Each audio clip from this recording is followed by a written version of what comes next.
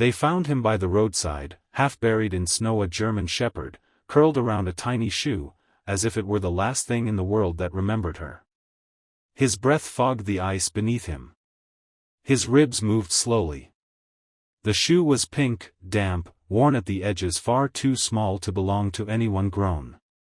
This story is not about rescue in the way people think, not sirens or headlines.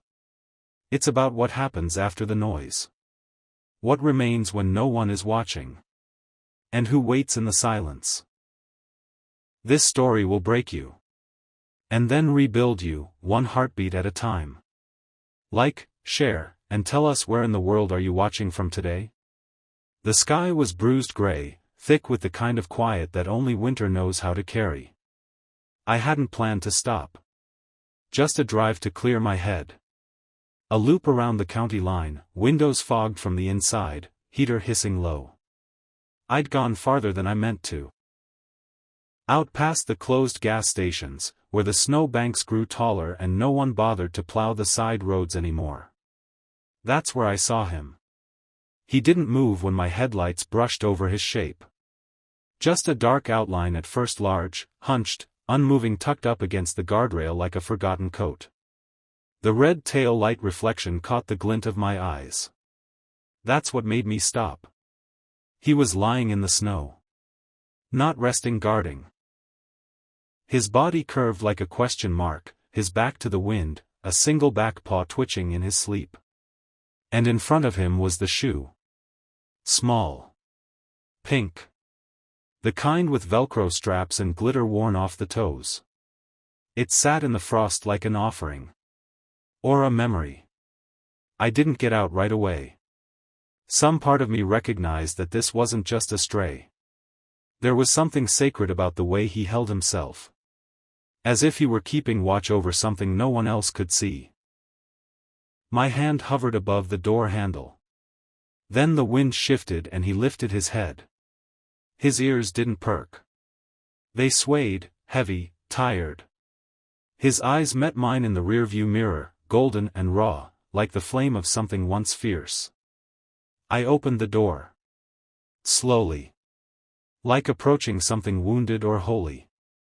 The cold hit me like a wall. My boots sank into the drift. He didn't growl. Didn't flinch. Just turned his head slightly toward the shoe. I knelt a few feet away. His fur was matted in places, patchy along his side. There was blood on his haunch. Old, dried, crusted into the tangled black and tan. One shoulder trembled. But his gaze never left the shoe. Not even when I spoke. "You're not alone out here by accident, are you?" Silence answered. The wind nudged snow into the curve of his tail. It melted where it touched his side barely. His body still held heat. But not enough. I reached into the back seat for the blanket I kept for emergencies. It was stiff from disuse, smelled faintly of dust and cinnamon from the car air freshener I used to replace every month, back when I cared about that sort of thing. I held it out. Still, he didn't move. Not until I laid the blanket near him, not on him, just near. Close enough that he could choose. He sniffed it once. Then, with painful slowness, curled tighter, not around the warmth, but around the shoe. And that's when I noticed beside the shoe, half buried in the snow, was a faint trail. Not footprints. Not tire marks. Drag lines. The kind that said someone had carried something or someone and then left without turning back. I looked up. Past the guardrail, toward the trees. The dark beyond the road hummed with stillness. No movement. No shapes. Just silence and a sense of something unfinished. I called animal control. Told them I'd found an injured shepherd on the old ridge road, no tags, guarding something I didn't understand yet. They said they'd send someone. Maybe an hour. I hung up. He hadn't taken his eyes off the tree line. I sat with him. Pulled the blanket over my legs, left the rest open beside us. He didn't come closer. But he didn't leave, either. Minutes passed like hours. And then just once he lifted his nose, nostrils flaring. Not toward me. Toward the trees. A soft whine caught in his throat. I followed his gaze. There was nothing there. But I remember what I felt. The way the cold suddenly didn't feel empty. The way the world went still, the way you hold your breath when something is just on the edge of returning. And the shoe, it was warm. Like something small had just let go. It drifted in slow spirals now, soft as ash, gathering along the shepherd's spine. He didn't shake it off. Just let it settle. Like he had been out here long enough that even the storm had learned to respect his silence. I checked my phone. No signal. The glow of the screen felt too bright, too modern for this place. I let it fade. We were a quiet shape at the side of a forgotten road, a man and a dog and something missing between them. The shoe sat half sunk in ice, and even though I hadn't touched it, I kept glancing to make sure it hadn't disappeared. I wanted to move closer. Offer my voice again. But something held me back. It wasn't fear. It was reverence. Some dogs are just dogs. And some are monuments to something we don't fully understand. He was the second kind. His body bore the marks of a life lived in service to someone. Not astray, there was precision in the way he held himself. Even broken. Even freezing. His bones knew command. His breath moved like he was listening for orders that hadn't come. The blood on his side had dried stiff. Flaked when the wind shifted. He was in pain, but he didn't pant. Didn't whine. He just endured. Like pain was something he was trained to carry without complaint. I reached into the blanket again, this time unfolding a granola bar from my glove box stash. I broke it in half and tossed one piece gently into the snow near him. He didn't move. Not right away. Then a flicker of something. Not hunger. Memory. His eyes flicked to the food. Then to the shoe. Then back to me. There was no fear in him. But something else. Calculation? Caution? Or grief? Eventually, he crawled forward an inch. Then another. Every movement looked like it cost him. He reached the granola piece, sniffed it once. Then, with mechanical slowness, I ate it. His teeth clicked softly, and I swear, it sounded like a clock winding backward. He didn't look at me again. Instead, he laid his head back in the snow, closer to the shoe this time. One paw extended gently forward as if shielding it. Not possessive. Protective. The wind shifted again. And that's when it hit me scent. Beneath the sharpness of pine and the rot of roadside gravel, there was something faint. A sweetness. Powder. Something human. Baby lotion, maybe. Old, fading, but not imagined. I rose to my feet. The cold made my knees ache. I turned slowly toward the trees again. Still nothing. But the shepherd's ears flicked. Once. Toward the woods. His body tensed then softened. Like he was expecting something but not afraid of it. He'd done this before. Waited. Guarded. I walked to the edge of the tree line. Not far, just close enough to look down the shallow embankment. There was no trail. No footprints. But something was off about the snow. Flat in places, like a body had been dragged. Pressed down by something heavier than the storm. A branch snapped under my boot. A single sharp sound in the quiet. Behind me, the shepherd rose. It wasn't graceful. He staggered slightly, then braced. He walked with a limp front left paw, and there was a hitch in his spine, like his whole side had seized up. But he moved. Slowly. With purpose. He stepped between me and the trees. Didn't growl. Didn't bark. Just stood there. Then, finally, he turned to look at me. And for the first time, I saw it, a faded pink collar wound around his front leg, not worn, but tangled. Not his. A child's collar. Glittery, frayed, the kind you'd see on a toddler's jacket. It must have come off in whatever happened. He had carried it. Somehow. It was wrapped around his leg like a vow. I swallowed hard. Lowered myself again, level with him. You stayed with her, I said softly. His ears twitched. His eyes flicked toward the road. Then back to the woods. Not here. Not now. But recently. He lowered himself back into the snow with effort, pawing over the shoe again. That's when I noticed something else small, so easily missed. There, tucked just beneath his chest fur, a scrap of fabric. Pale blue. Quilted. Embroidered with tiny stars. A baby's blanket. Or what was left of one. He had carried her. I didn't need a report. I didn't need to know the names. I didn't need to see the scene. This dog had already told the story. And he was still telling it. Just not to me. He was waiting for her scent to return. Or to fade completely. I sat again. The cold was cruel now. My boots soaked. My fingers are stiff. But none of it mattered. Because there's a kind of gravity around a dog like this. The kind that pulls you out of your own misery and into something older, purer. I had seen war. I had held the hands of dying men. I had carried regrets through years like rusted metals. But nothing had prepared me for the look in this shepherd's eyes. Not defiance. Not submission.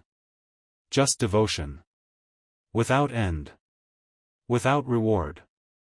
The kind of love only dogs understand. An hour passed. Maybe more. Then headlights. A slow roll of tires behind us. A white county truck. Orange lights on top. Animal control, finally. A woman stepped out, heavy coat, clipboard, gloves. She looked cold and tired. Is this the dog? She asked, eyeing the shepherd from a few feet away. I nodded. He won't run. He's injured. She glanced at the blanket, the shoe, the trail toward the woods. What's that? I didn't answer right away. She followed my gaze. Is that a baby shoe? I nodded again. She took a slow step forward. We'll take him in. Check for a chip. Do a hold in case someone comes forward. She didn't mean it unkindly. Just routine. But I shook my head. He's not lost. She paused. You know him? No, I said. But I think he knows her. She looked down at the dog, still lying with his paw on the shoe. The pink collar tangled around his leg. The ragged baby blanket beneath his chest. She didn't speak for a moment. Then, softly, she said, we can transport him. But you'll need to help. He didn't resist when I approached. Didn't flinch when I touched the collar. When I whispered something I didn't know I still had in me. Good boy. It's okay now. His eyes didn't close. But they softened. I lifted him gently, wrapped in the blanket. The shoe I took too. I don't know why. Maybe because it felt wrong to leave it in the snow. Or maybe because I knew, deep down, this wasn't over yet. This wasn't where her story ended. Or his. The shelter smelled like bleach and damp newspaper. Not offensive, just sterile, like everything had been scrubbed too hard in places that couldn't be made clean. It was the kind of smell that clung to your sleeves long after you left, mixed with the faintest undercurrent of old bark and cage rust. They gave us a small holding room near the back. Concrete floors, cracked in the corners. One narrow window, frosted from the cold. Fluorescent lights buzzed overhead with that faint flicker that made everything feel slightly too bright and not warm enough. The shepherd didn't make a sound the entire drive. Even when we lifted him from the back seat blanket and all, he didn't whine, didn't resist. His body moved with practiced stillness, like he understood the choreography of being carried. Like he had done this before. They laid him gently on a thick towel. A heating pad slid beneath. One of the techs, a young woman named Laura, brought in a space heater and angled it toward him. She crouched nearby and opened a can of food with quiet fingers. He didn't eat. He stared at the wall, not seeing it. His ears twitched once when the heater clicked on. That was all. I sat in the plastic chair against the far wall, the baby shoe in my hands. It has thawed now. The leather is soft again. The color brighter in the artificial light, pink like chewed bubblegum, the kind of bright little girls wear before the world teaches them restraint.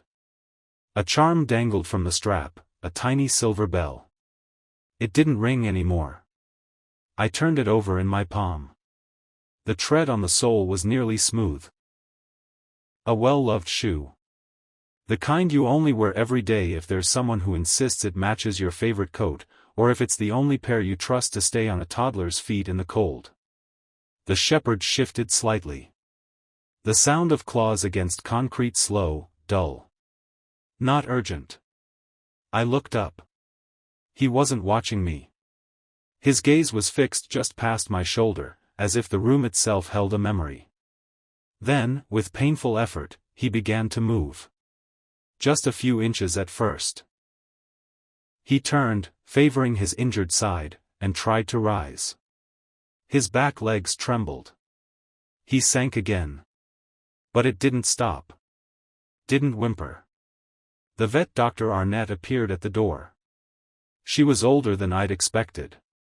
Gentle-eyed, wrapped in a scarf even indoors, like she knew the heat from the space heater wouldn't touch the kind of cold that lived in animals like this.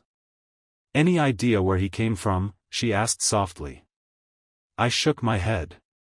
"Found him out past Ridge. Near the guardrail.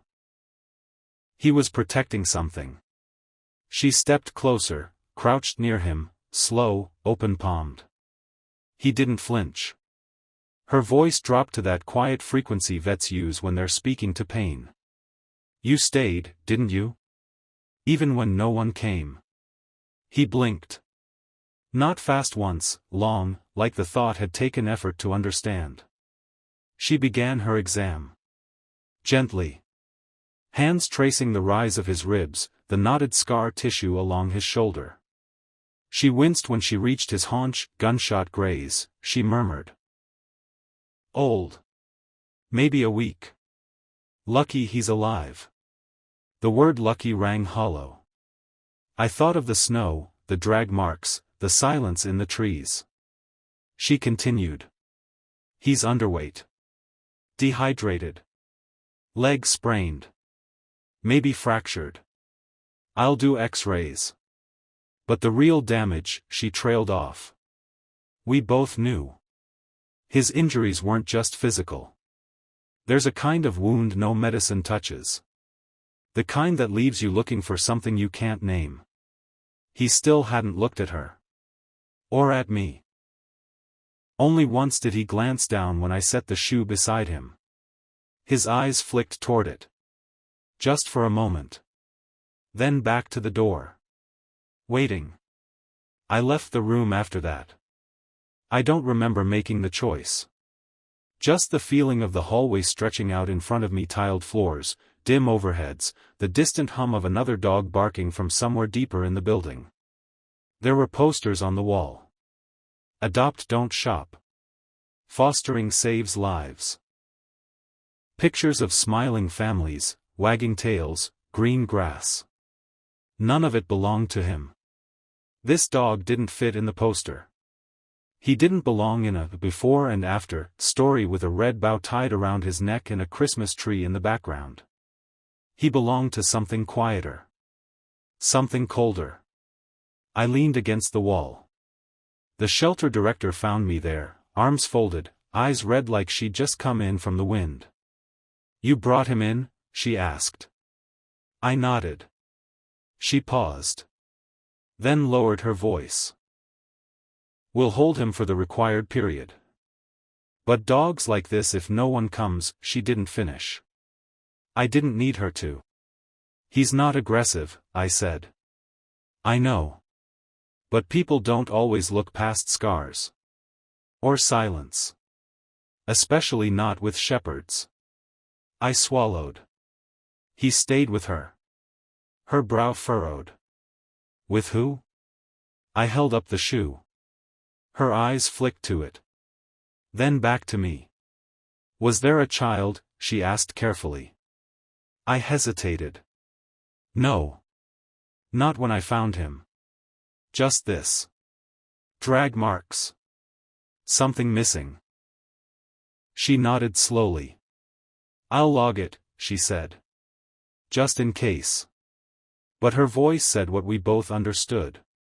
Just in case it didn't mean someone was coming. It meant we were the only ones left who might care. I returned to the room hours later. They'd moved him to a small recovery kennel. Still isolated. The heating pad hummed beneath him. A bowl of water sat untouched. The shoe rested at the corner, tucked neatly beside the blanket he'd arrived in. He was sleeping. Finally, his breathing was shallow, but even. His chest rose with that slow rhythm animals fall into when they're too tired to fight what's next. His body, though hurt, had surrendered to stillness. But his paw it rested, lightly, against the fabric of the baby's blanket. And I swear the way it curved there, the way his nails barely brushed the edge, it looked like memory. Like a cradle. Like he was holding the last warmth she left behind. I sat again. Quiet. Just me, the low hum of the heater, the hush of breath between us. And I began to wonder. Not about where he came from. But about who he was before. Before the snow. Before the road. Before the silence. Because dogs like this, they don't just appear. They're shaped. Molded. Made loyal through something deeper than food or training. Love. That was the part one couldn't stop thinking about. Who had loved this dog? And who had he loved so deeply, he would stay by a child's last known scent in the cold, without food, without hope? I didn't sleep that night. Even after I left. Even after I promised myself I'd just drop off the report and let the professionals handle it. I couldn't stop thinking about the way he lay in the snow, curved like a comma beside the pink shoe. How his eyes didn't plead, didn't accuse, they simply waited. Waited for someone who hadn't come back. And might never. The next morning, I went back. I told myself I just wanted to check on him. Just to see. Just to be sure the shelter had done what they promised, cleaned the wound, started fluids, given him space to heal. But even before I pulled into the gravel lot, headlights cutting through mist still lifting from the earth, I knew that wasn't the reason. Some part of me had stayed with him in that room. Tucked in beside the blanket and the shoe. Watching the door with him. Waiting for something we hadn't named yet. Inside, the shelter was quieter than before. Morning routines had ended. The barks and shuffles had died down to occasional whimpers or the low thud of a tail against kennel bars. The front desk woman gave a tight smile when she saw me. "Room 6, she said, before I could ask. "He's awake?" She nodded. "Didn't eat much. But he sat up. Watched the hallway all morning." I hesitated at the door. Part of me expected him to have changed somehow, to look less haunted now that he was warm, fed, dry. But when I stepped inside, I saw him exactly as I'd left him. Still. Silent. Eyes fixed toward the far end of the room, where the light from the frosted window spilled a cold square across the floor. He didn't look at me when I entered. But his ears twitched. The pink shoe was still there, where I'd placed it at the edge of the blanket. Someone had gently cleaned the mud from its sole, revealing a name scrawled in permanent marker on the underside, Ava. The ink had bled slightly. As if someone had written it in a rush. Or in love. The name hit harder than I expected. I sat again in the same plastic chair, careful not to make sudden noise. I watched his breathing, slow and even, and waited for him to acknowledge me. He didn't. But then he moved. Just his head. Turning slightly. Nose tilted toward the air between us. He sniffed once. Then twice. A low, almost inaudible whine caught at the back of his throat. I looked down. Realized I was still wearing the scarf I'd worn when I found him. It still carried the faint scent of pine and frost. Maybe of her. Maybe of memory. I tugged it loose and laid it gently near his paw. His gaze dropped to it. And stayed. Not possession. Not hunger. Recognition. Like the smell of a page from a story half-read, abandoned mid-sentence. He lowered his head slowly onto the scarf. Not with the weight of exhaustion. But with purpose. And then just for a moment his eyes closed. It felt like a kind of trust. Like permission. I sat there longer than I meant to. No one came in. The shelter faded into background hum, the buzz of lights, the low bark from another room, the thud of a mop bucket wheeling past. But we stayed in that silence together. Him and me. And something else between us. I thought about the name. Ava. Small. Gentle. The kind of name you learn to say early, with clumsy vowels and soft edges. I imagined her, though I didn't know what she looked like. Just the feel of her, small fingers, mismatched socks, maybe a little coat with a glittery zipper. The kind of child who drags a blanket everywhere, who loses one shoe in the car and doesn't notice until bedtime. Had she loved this dog? The answer came in how he breathed. In how he lay near that shoe. In the way his body curved, not out of habit, but out of memory. He had loved her back. I rose slowly and crossed to the small shelf in the corner, a bin labeled donations, toys and comfort items. I dug through until I found something soft, a stuffed lamb, gray from too many washes, stitched at the seams. I brought it back and knelt beside him. He didn't react. But when I set it down beside the shoe, his eyes opened just slightly. And his paw twitched. That was all. But it was enough. It told me we were beginning. Not healing. Not yet. But beginning. Later that afternoon, the vet came back in.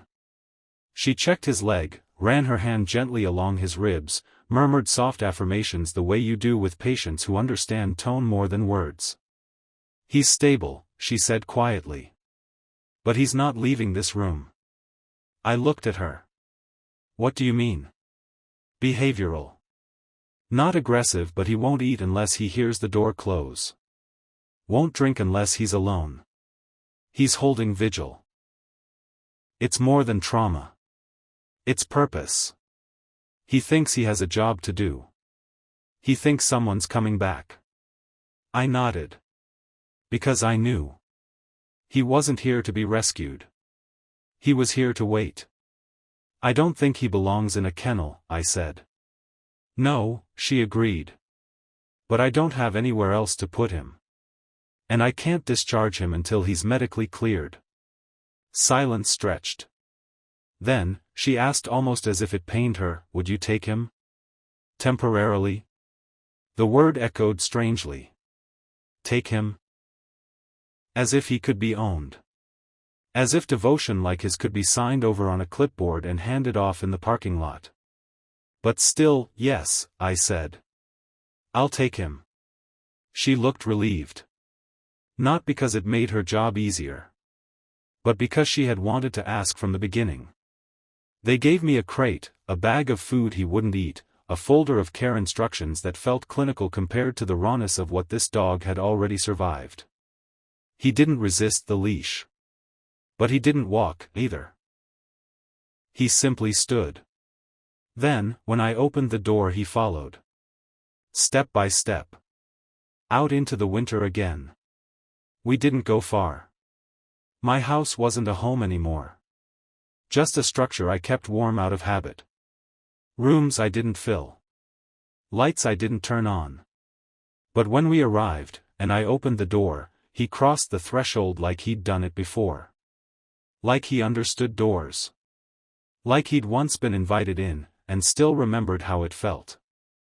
I laid out the blanket in the corner of the living room. Set down the pink shoe. The scarf. The stuffed lamb. A constellation of small things he had chosen to remember. He walked past them all. Then turned. And lay down. Facing the door. Still waiting. Still watching.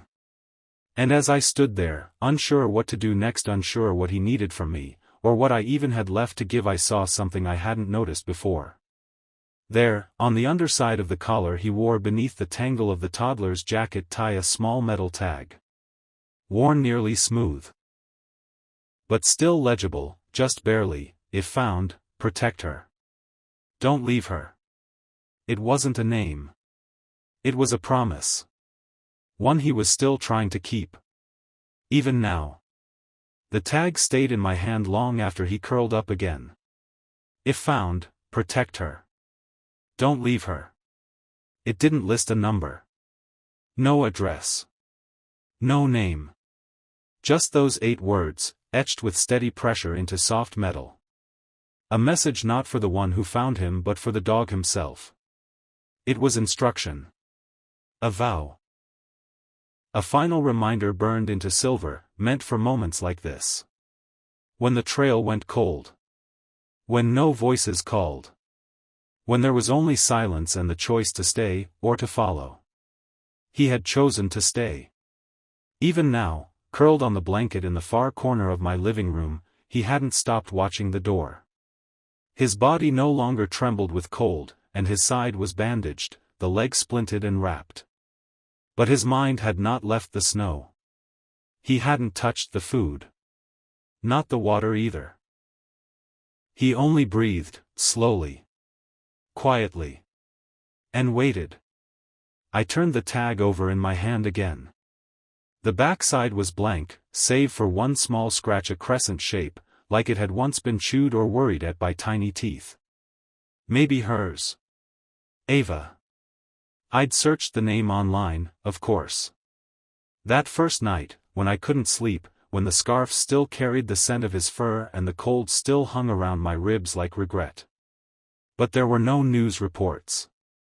No missing persons bulletins that matched. Nothing recent.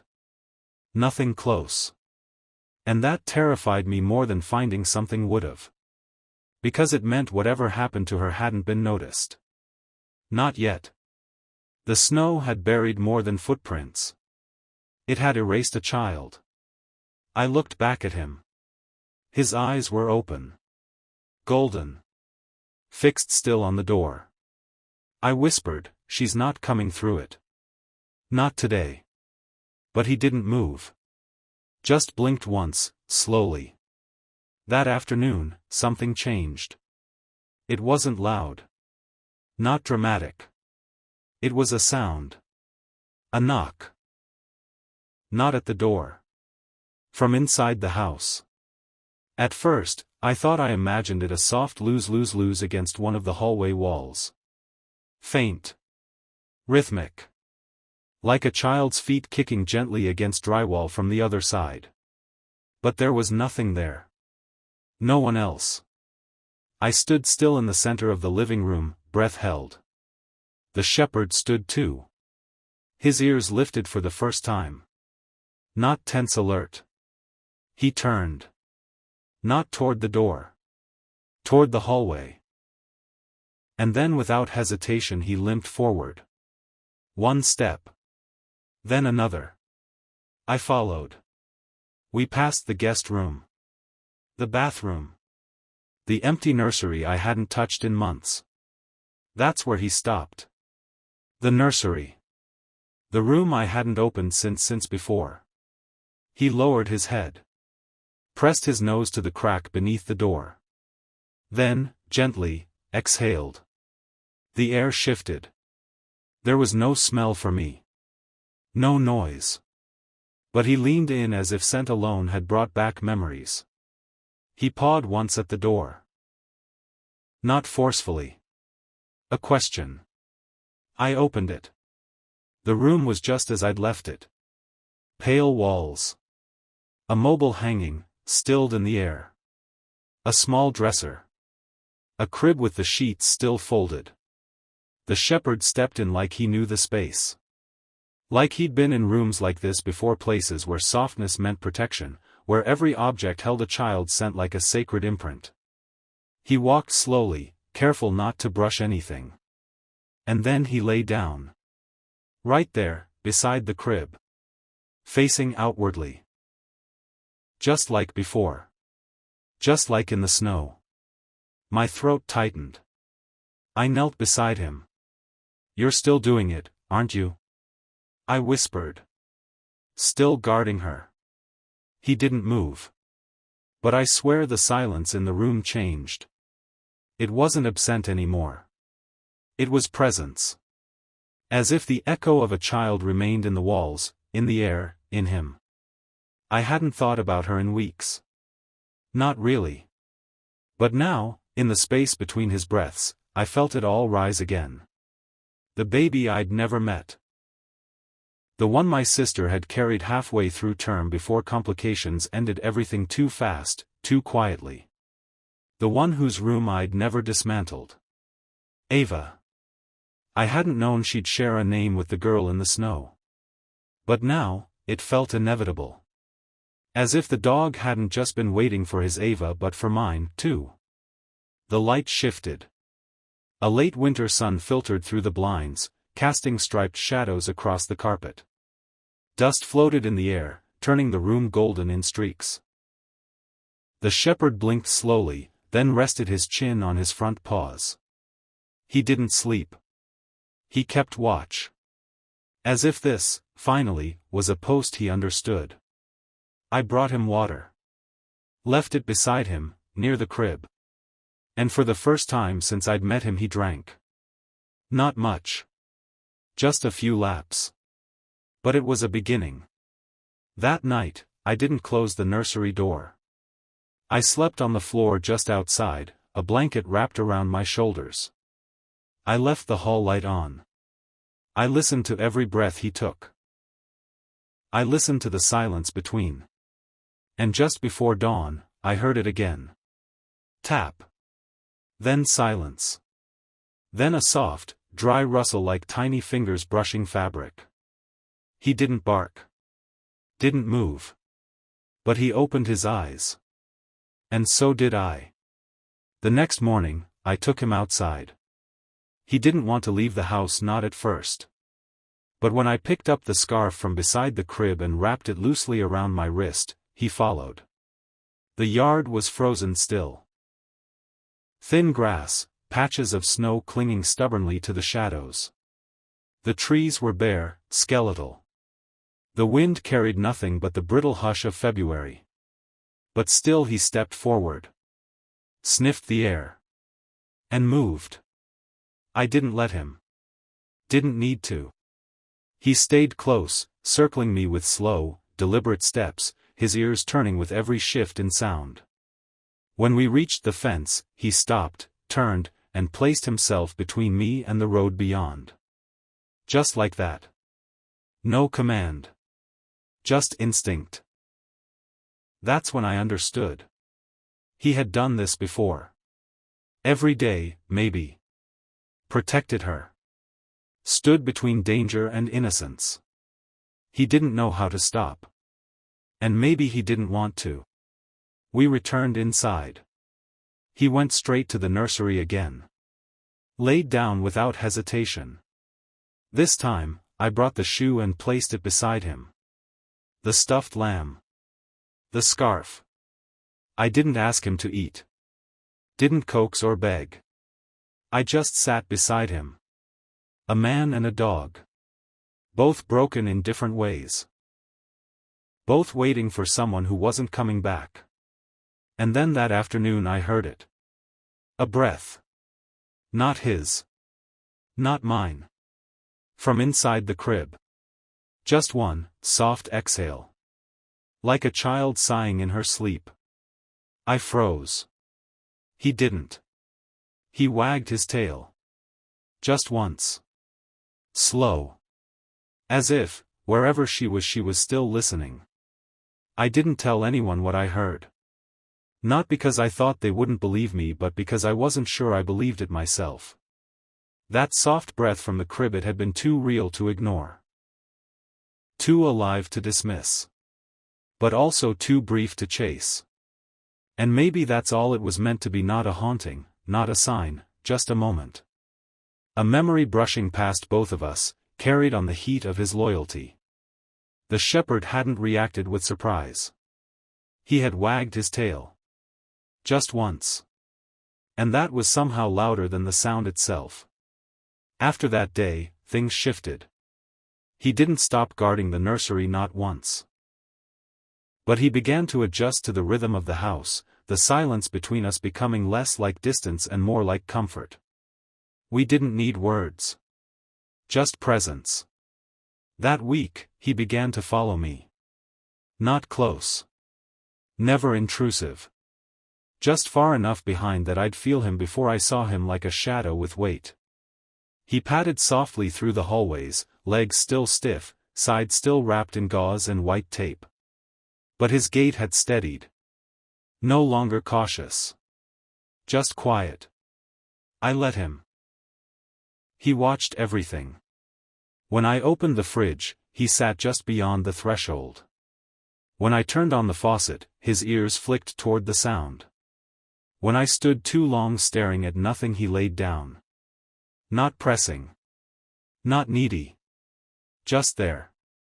We were two lives overlapping now. Not colliding. Just tracing the same circle, learning how to move without pulling away. He still hadn't eaten much. I tried everything. Chicken broth.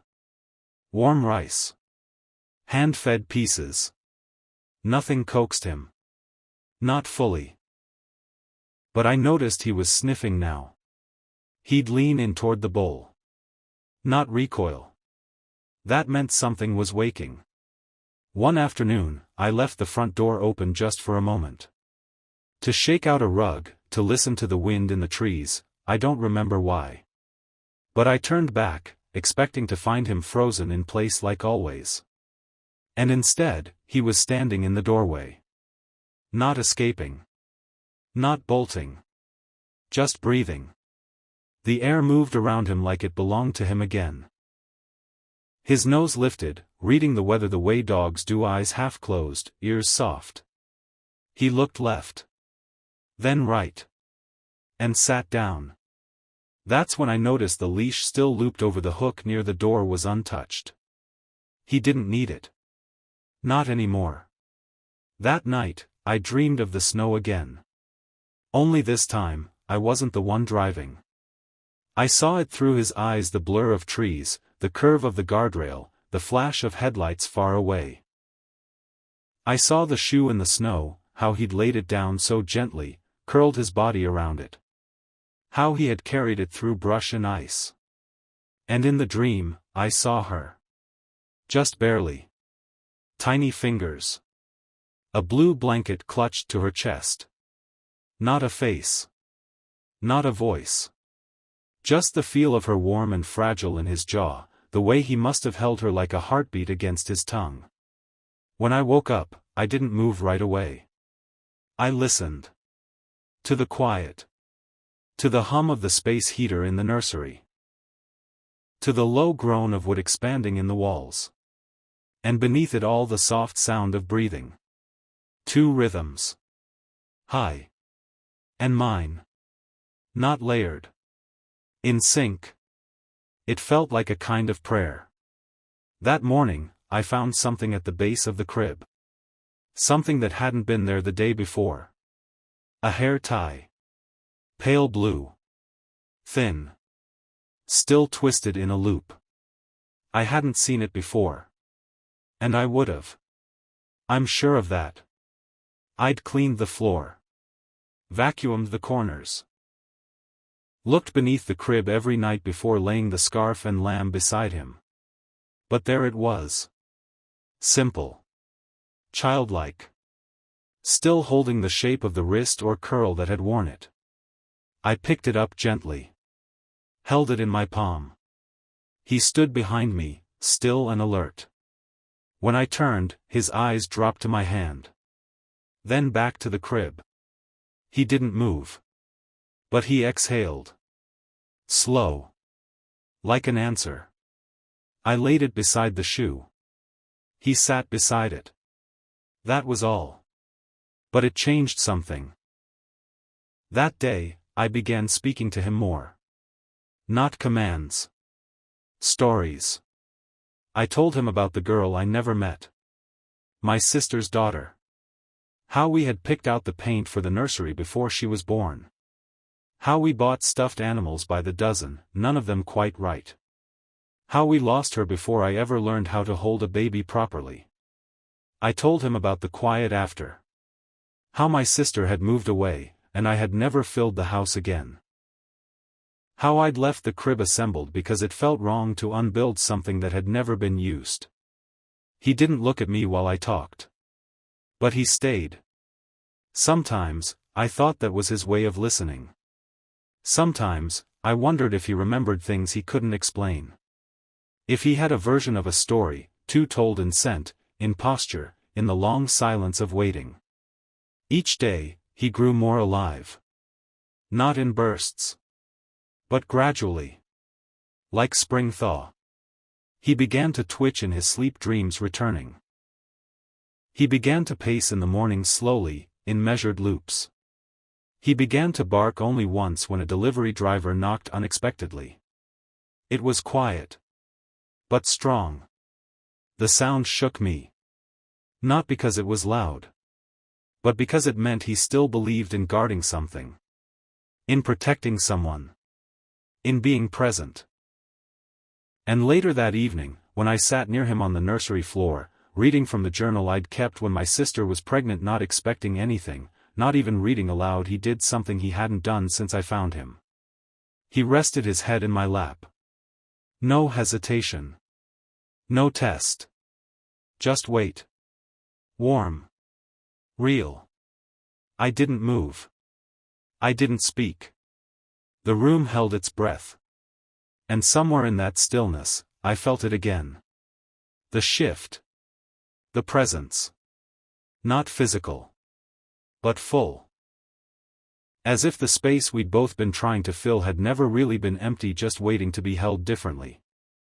By the seventh day, the shepherd had a name. I hadn't meant to give him one.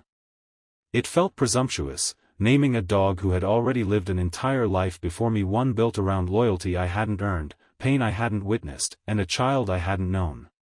But it came out anyway. Good boy, Hollow, I'd said, one afternoon as we sat on the back steps, watching the last of the snow melt off the fence line. And he looked at me.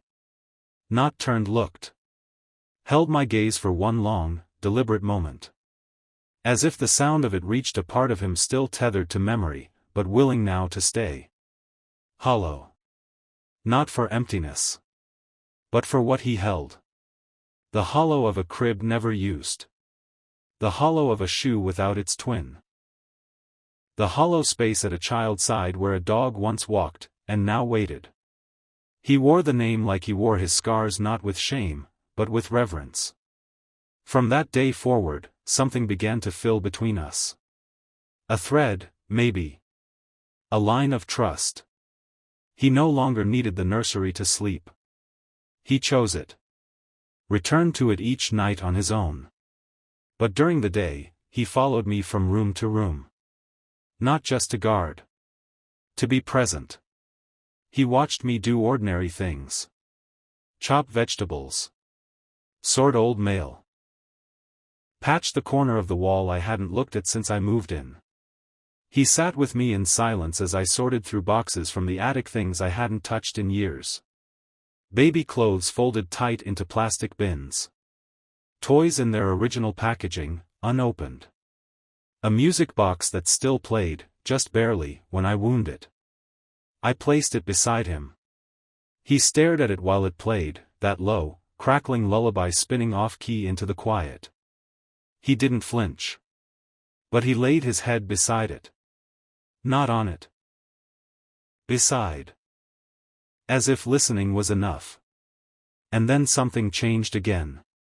Not with him. With the house. It was almost imperceptible. A shift in light. A weight lifting from corners I hadn't realized was heavy. Rooms I never entered began to feel warm again. Hallways I'd avoided began to feel like passageways, not reminders. And hollow he met me in each one. We walked together every morning now. No leash. No hesitation. We'd loop the neighborhood in silence. He stayed at my side until we passed the house with the wind chime on the porch, the one with 3 cracked ceramic butterflies that clinked like hollow bones when the wind hit just right. There, he'd stop.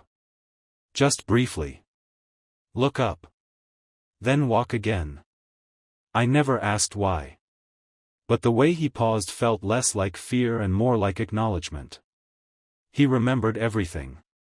And slowly, I began to remember things too. Not through thought. Through proximity. Through the smell of wet fur drying near the fire. Through the weight of a baby shoe I no longer had to carry in my pocket to feel. Through the sound of hollow breathing beside the crib and the way it no longer sounded like waiting but watching.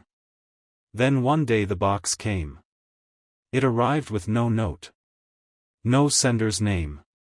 Just a small cardboard package on my front step, addressed to current occupant. I brought it inside.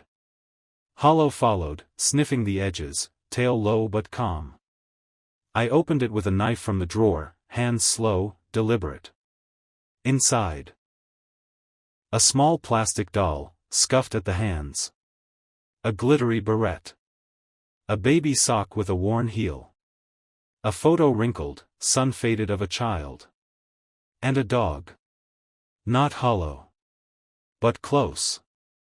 Another shepherd. Younger. Less scarred. Tongue lolling, seated beside a girl with a blue dress and a crooked front tooth. She was smiling. And her hand rested on his neck like she'd never known a world where he wouldn't be there. On the back of the photo, in shaky handwriting, if someone finds him, tell him she made it. Tell him she has to stay. I sat down. The room blurred. Hollow stood still. Then slowly he stepped forward. His nose touched the photo. One breath. Then another. He lowered himself onto the floor, one paw extended, resting on the corner of the picture like it was something fragile. He didn't cry. He didn't move. But something in his body released. Like a cord pulled too tight had finally loosened.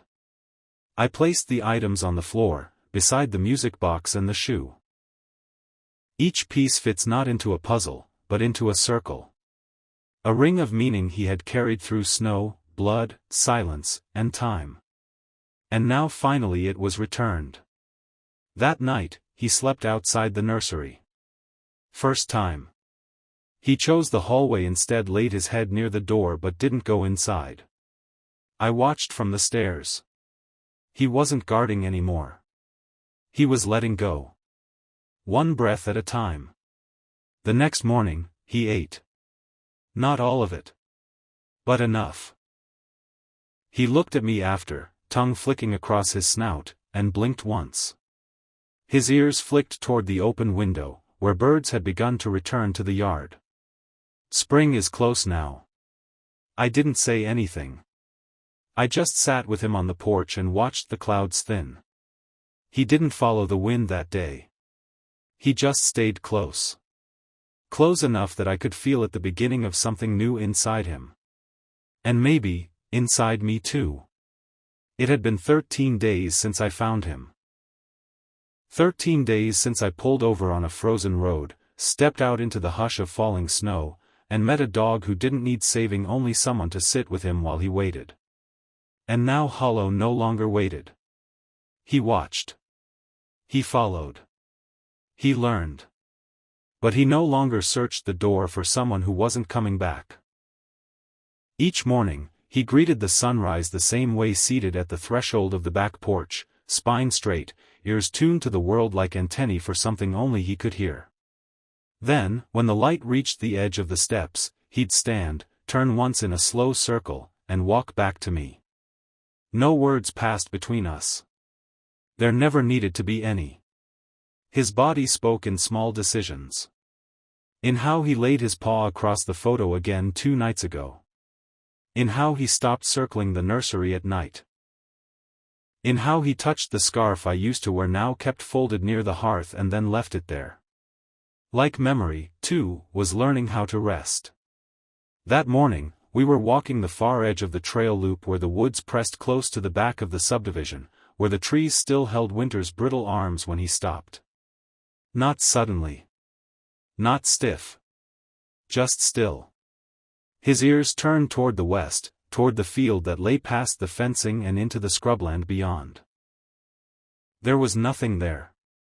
Just bare earth, patches of thawing ice, one rusted mailbox near a collapsed barn. But his nose lifted. And I could feel it. Something had shifted. Not in him. In the world. That's when I noticed the truck. Parked by the tree lean. Unmarked. Engine off. Dust coated. A figure inside the window, cracked just enough for a cigarette to burn without smoke curling too far into the air. They didn't get out. But they were watching. I turned. Shielded my eyes. But Hollow had already turned with me, placing his body slightly in front of mine. Not out of fear. Reflex. I placed my hand gently on his shoulder. "It's okay," I whispered. "Not today." He didn't growl. Didn't step forward. But he watched the truck until it reversed slowly into the brush and disappeared. We walked home in silence. The kind of silence that lingers in your shoes. In your coat. Not dread. Preparation. That night, I left a light on in the front room. I didn't sleep easily. The house had never felt safer and more temporary. The next morning, the knock came. Not urgent. Just 3 soft taps. The kind you use when you're not sure if you're welcome. Hollow didn't bark. He stood at the door with me, tail low, eyes steady. I opened it. A woman. Mid-30s. Tired eyes. Holding a manila folder in one hand and a phone in the other. "Are you the one who brought in the German Shepherd from Ridge Road?" I nodded slowly. Her badge was tucked into her scarf. "Child Services." "I'd like to ask you some questions," she said. "About the dog. And the child." My mouth went dry. I stepped aside. She entered without hesitation. Scanned the room like someone who'd been in too many homes like mine, where grief hung in the corners and silence had weight. Hollow sat near the fireplace. Watching her. Not fearful. Not curious. Just a present.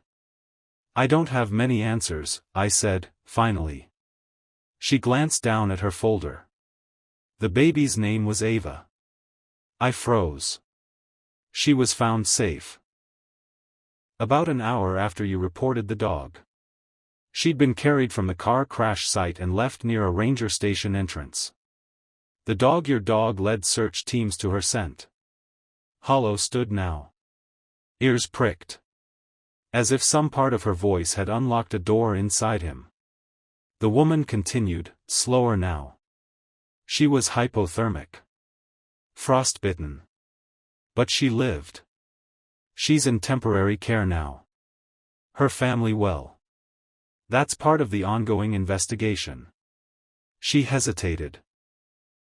I'm here because when we pulled the microchip scan records your name came up as the person who brought him in. And the tag, I've seen it, I said. If found, protect her. She nodded. He did. She set the folder down. I'm not here to take him, she said gently. He's not evidence. He's a survivor. But I have to ask, she looked at Hollow. Do you plan to keep him?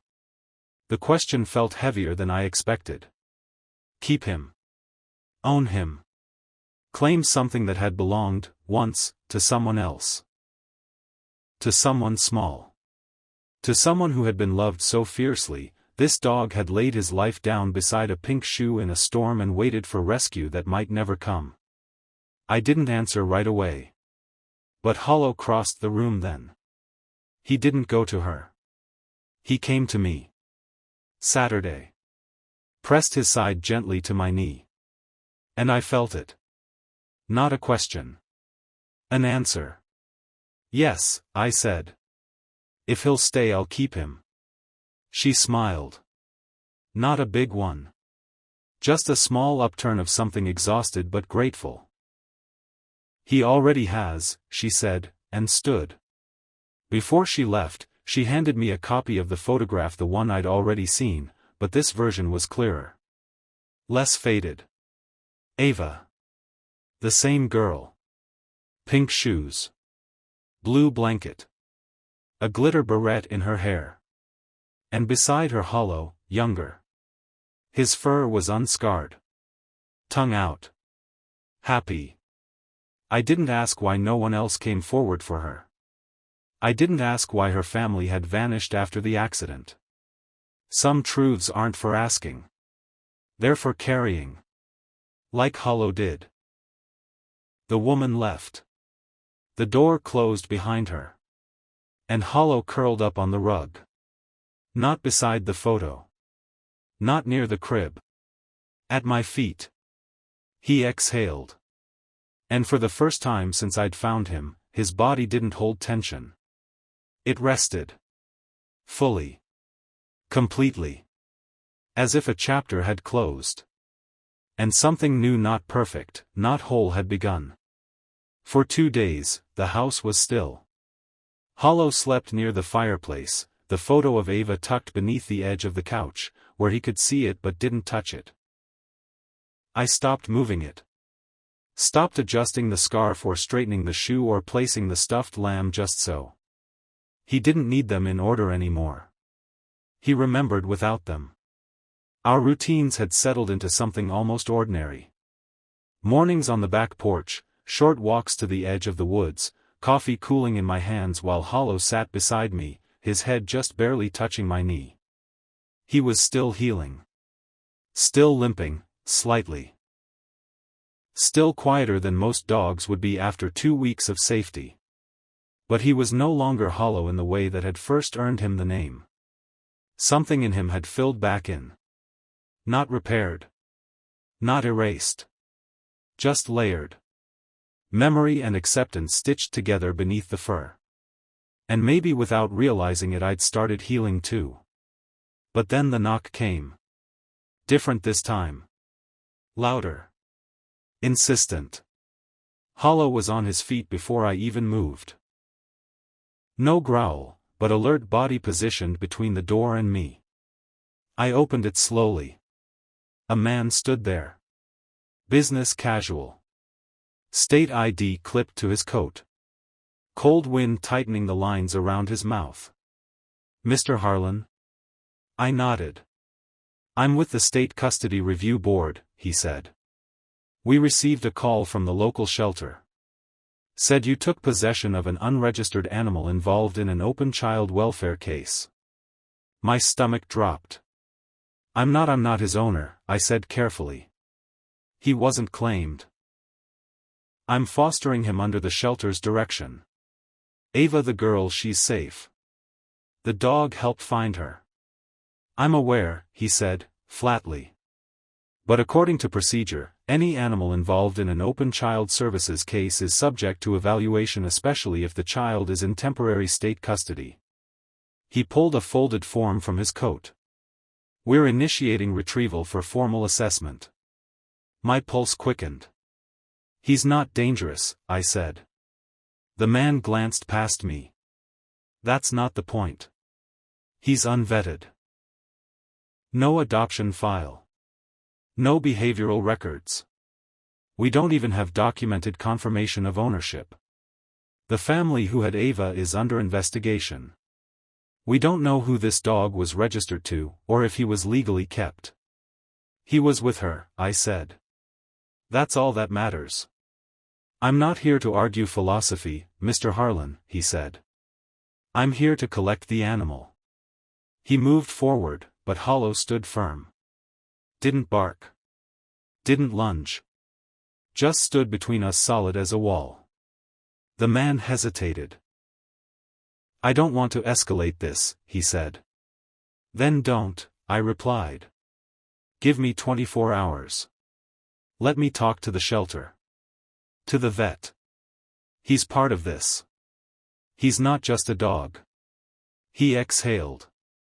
"You have until tomorrow morning. 8 a.m. After that, he's state property. And he'll be transported to the Capitol Holding Center." He didn't wait for my response. The door closed behind him with a dull finality. Hollow looked at me. No panic. No question. Just the kind of gaze that said, "I've done this before. I've been taken before. I've survived worse. But I hadn't. Not with him. Not with something that felt this close to redemption." I picked up the phone and called the shelter. Laura answered. Her voice broke when I told her. "What are they talking about?" she said. "You've been caring for him. Reporting regularly. We signed off on temporary custody." "Doesn't matter," I said. "He's technically part of Ava's case. They're folding everything into the investigation."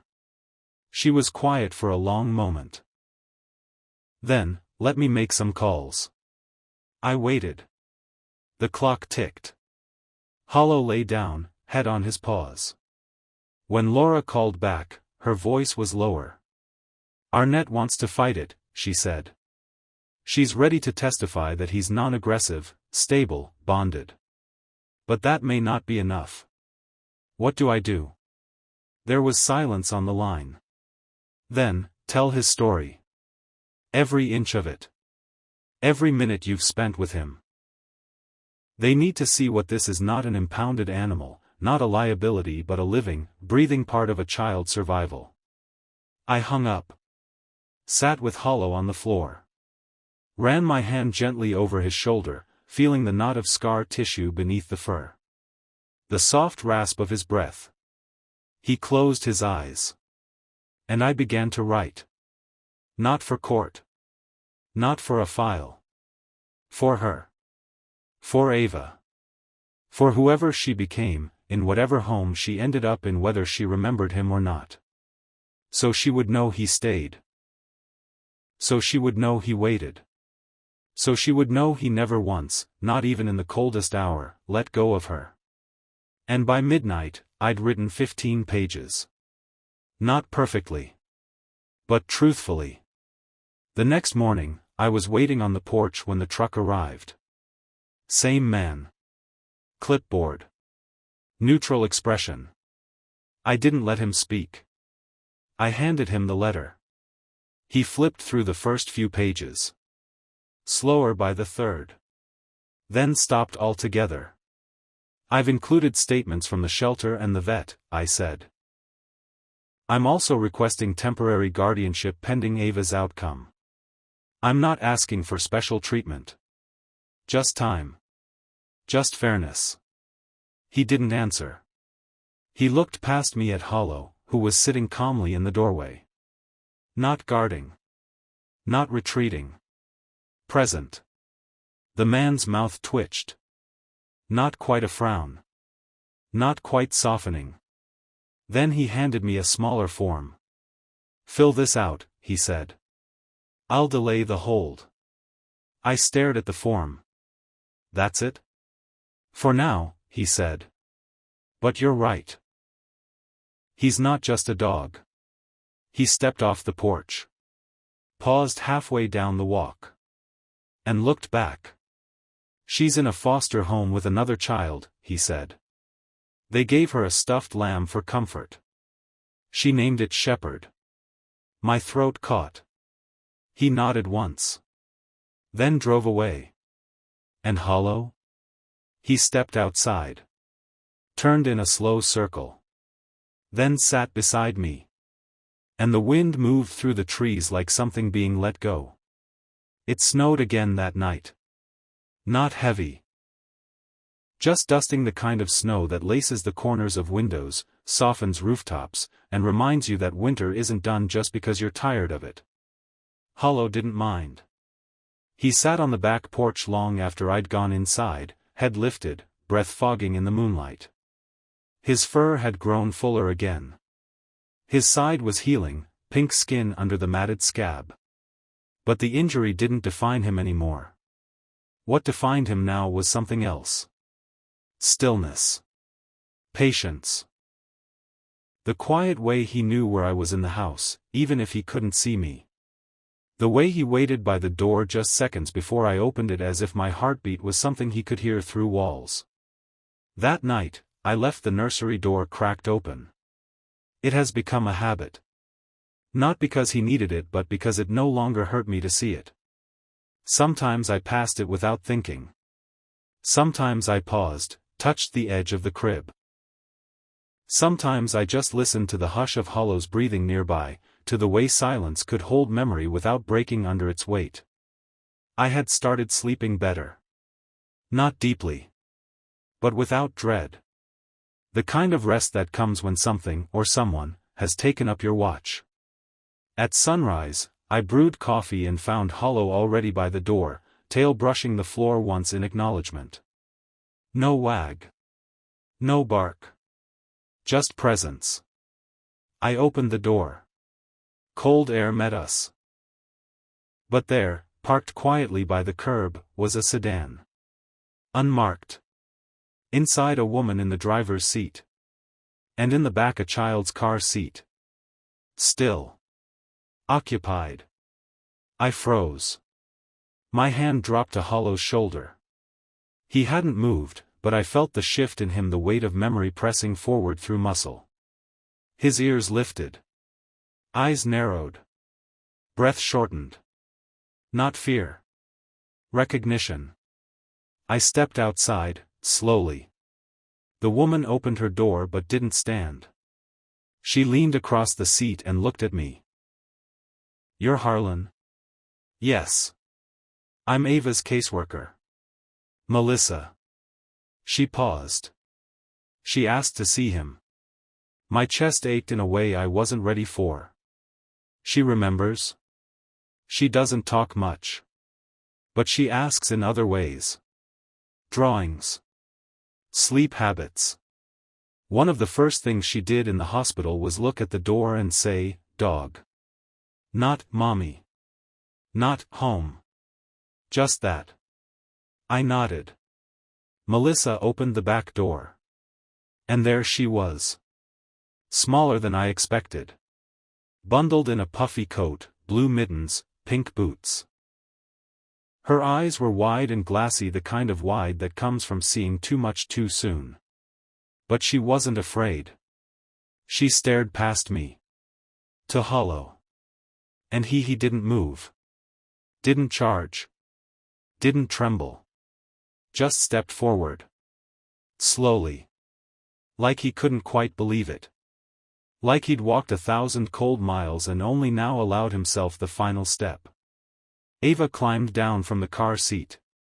Not helped. She stumbled once in the snow, one mitten falling off. But she didn't cry. She stood. And waited. Hollow reached her. Stopped. Head lowered. Still. She reached out. One hand. Small fingers. And touched the edge of his ear. He closed his eyes. And leaned into it. Not hard. Just enough. Like he remembered how. She didn't say anything. Just curled her fingers into his fur, leaned her forehead to his, and sighed. That sound again. The one I had heard in the nursery weeks ago. Breath, not speech. Presence, not noise. Melissa stood beside me now. She was crying. I can't separate them," she whispered. "They don't even need words. Look at them." I nodded. My voice was gone. She looked at me. "Do you want her?" It hit me like a wave. Not the question. The quiet daring inside it. As if, for the first time, someone was letting a story end differently. "I don't know how," I said. My voice broke. "I don't know if I'd be good at it." "She already chose," Melissa said. "Kids don't need paperwork to know safety." She made her choice the moment she leaned in. I looked at Ava. At Hollow. At the space between them which no longer existed. Would she stay? Melissa didn't answer. Ava did. She turned. Stepped toward me. Reached for my coat. Her other mitten was still missing. But her hand, small and pink with cold, found mine. She didn't speak. Just looked at me. And smiled. Hollow circled once, then laid down behind her. And the porch, for the first time in months, no, years, felt like home. Later that evening, they both slept on the floor near the fire. Ava on a pillow. Hollow beside her, chin on her back, breathing slow. I picked up the stuffed lamb. Set it near them. Ava's fingers found it in her sleep. And Hollow's tail tapped the floor once. Like a heartbeat. Like an answer. I didn't move. I didn't dare. Because this moment wasn't for me. It was for them. For what had survived. For what had waited. For what had come back. The next morning, she was still holding the lamb. Her fingers curled around it the way you might hold something precious in a dream, gently, but with just enough pressure to keep it close. Hollow hadn't moved all night. Not even to shift positions. He lay at her side, the side of his body touching hers with the kind of still, protective patience only old soldiers and old dogs know how to maintain. I hadn't slept. I'd stayed in the doorway, back against the frame, knees pulled up, coffee gone cold hours ago. I watched the slow rise and fall of her breath. Watched the quiet way Hollow's eyes flicked open every now and then, just long enough to take in the room, and then close again. The sun had barely crested the horizon when the doorbell rang. This time, Hollow didn't move. He stayed where he was. And that told me everything I needed to know, that he trusted me now to be the one who answered first. I opened the door. Melissa stood there, again.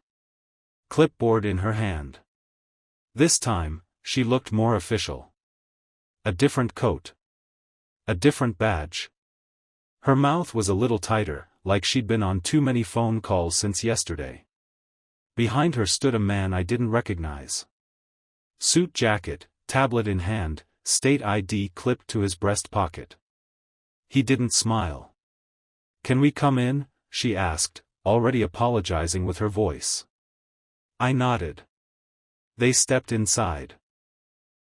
The man scanned the house like he was measuring its worth in paperwork and policies. Melissa walked to the edge of the living room and looked toward the fire. Ava was sitting up now, still holding the lamb, blinking against the light. She didn't cry. She didn't run. She looked to Hollow first. And when she saw he hadn't moved, she didn't either. "She remembers him," Melissa said, voice barely above a whisper. "Every drawing. Every nap." Her first full sentence after the accident was, "Dog stayed." I swallowed hard. The man with the ID spoke. "We've reviewed your request for emergency custody," he said. "There are still formalities. Clearances. Assessments. But given her reaction, and the relationship already present between child and animal, he hesitated. We're recommending a temporary placement here. Full evaluation pending. I didn't breathe. Not until he turned toward the door again. And nodded. Melissa lingered. A social worker will visit weekly, she said gently. There's still a long road ahead. But sometimes it starts with a dog. And a door that stayed open. She handed me a folder: instructions, checklists, contact numbers. Then she looked at Ava. The girl hadn't looked away from Hollow. And when Melissa said her name, softly, Ava, the girl turned, only slightly, and leaned her head against Hollow's side. Melissa smiled. Her eyes shined, but she blinked it back. Then she left. The door clicked shut behind them. And then it was just the three of us. I knelt beside the fire. Hollow lifted his head and looked at me. Not with questions. But with confirmation. We were here. We had arrived. The days that followed blurred in soft shapes and quiet sounds. The house filled without noise. Drawings appeared on the fridge. Ava's clothes borrowed from the foster system took up the bottom drawer in the hallway. The nursery, once frozen in time, now held life again. Not in sudden, dramatic changes. Just in the way sunlight moved differently when a child stood in it. And Hollow, he aged backward. A little more energy in his step. A little more mischief in his eyes. He learned the rhythm of Ava's day faster than I did. He knew when she would stir. When she needed stillness. When she needed to press her face into his fur and be held by something that remembered her without explanation. He followed her like he'd been following her since birth. And maybe, in a way, he had. He didn't need to be told. He simply knew. One afternoon, weeks later, I took them both to the field.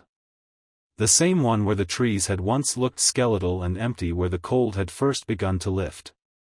The grass was returning now. Green in patches. Wildflowers are just beginning to lift their heads. Ava ran ahead in her boots, too big for her feet, stumbling every few steps. Hollow trailed behind, slow and steady. Not worried. Just watching. She stopped near the tree line, dropped to her knees in the damp grass, and began collecting stones, stacking them, one by one, in a circle. I approached slowly, hands in my pockets. She looked up at me once, then down at the pile. "Shepherd's house," she said quietly. My breath caught. It was the first time she'd called him anything. She said it with certainty, no question. I knelt beside her. "Are you building it for him?" She nodded. Then looked toward Hollow, who was now sitting just beyond her, tail sweeping across the ground. She reached out, touched his paw. "He stayed," she whispered. I looked at Hollow. And he looked back. That moment it wasn't grand. It wasn't loud. It didn't need to be. It was a ribbon. A tether. A final knot tied between two beings who had already saved each other 100 silent times. That night, back home, Ava fell asleep with Hollow's paw tucked in her lap. The lamb lay at the foot of her mattress now. No longer clutched. Just a present. I stood in the doorway. And remembered the first time I saw him. Half frozen. Curled around a shoe. Eyes that had seen too much, waiting for someone too small to come back. He had guarded a ghost once. Now, he was guarding a child. Not out of duty. Out of love. And me, the man who hadn't believed he had anything left to offer, was now holding 2 lives in his hands. Neither asked anything of me. Except to stay. And I did. It's strange, the way a house can change shape without its walls ever moving. How silence can become comfort. How the air can feel softer even when the seasons stay cold. The snow never quite left that winter, not fully. But it stopped biting. It stopped feeling like punishment. It came gently now, like a memory we no longer feared. Ava had begun sleeping through the night. She no longer needed the nightlight. No longer reached for the lamp with both hands. Sometimes she still whispered before bed, not words I could hear, just soft syllables tucked into the side of Hollow's neck. He'd lie beside her bed, one paw over the edge of the blanket, breathing in time with her, still as always, but present. He never left the room until she was asleep. And in the mornings, she'd wake to find him already waiting at the door, tail thumping against the floorboards once, just once enough to say I'm here without waking the house. I'd listen from the hallway. Cup of coffee in hand. Letting that one sound anchor the day before the sun even touched the windows. They had found each other, fully now. Not out of grief. Not even out of survival. But out of the kind of love that doesn't need permission. The kind that remembers what mattered and chooses it again. It wasn't official, not yet. The adoption, I mean. Ava's paperwork still sat somewhere in a manila folder in some state office, waiting for more signatures, more visits, more conversations around things that none of us could fix with forms or stamps. But she was mine. And I was hers. In the ways that mattered. We didn't talk about that before. She didn't ask about the crash. Or her family. Or why she had to live in a house with new sheets and old ghosts. She only asked about Hollow. Where he went before she was born. What he dreamed about. If he remembered her songs. She'd sing sometimes, in the afternoons off-key, no rhythm, just little pieces of tunes she carried inside. Hollow never barked. Never howled. But he'd lay his head near her feet and close his eyes. And that was his way of singing back. One evening, late in March, I took them both for a drive. No destination. Just a loop through the county, past the places I used to avoid, the back roads, the long stretches of trees that reminded me too much of the day it all started.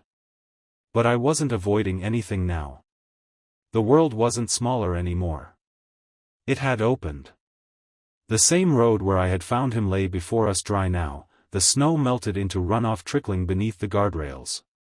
We pulled off near the bend. Where I'd stopped the car. Where I'd seen him curled beside a single pink shoe. It felt like a lifetime ago. Ava stayed in the car, humming softly to the lamb in her lap. Hollow stood beside me, no leash. Just stillness. Eyes scanning the tree line like he remembered. I stepped over the guardrail. The spot was still there. Not marked. But I knew it. And so did he. He walked ahead a few steps, nose to the wind, then sat. I crouched beside him. And for a while, we said nothing. Until I reached into my pocket. Pulled out the shoe. It was smaller than I remembered. Softer, too. Worn and faded, the glitter almost completely gone now. I'd kept it up all this time. Not because he needed it, but because I hadn't known how to let it go. I looked at Hollow. Held it in my palm. Then set it down in the grass. Right where I'd found it. He looked at it once. Then I looked away. Toward the car. Toward her. And that was his answer. It was time. We walked back together. I didn't look behind me. Some things don't need to be held anymore to be remembered. Some things become part of the air. Spring came slowly. Ava learned to tie her shoes. To pour her own cereal without spilling.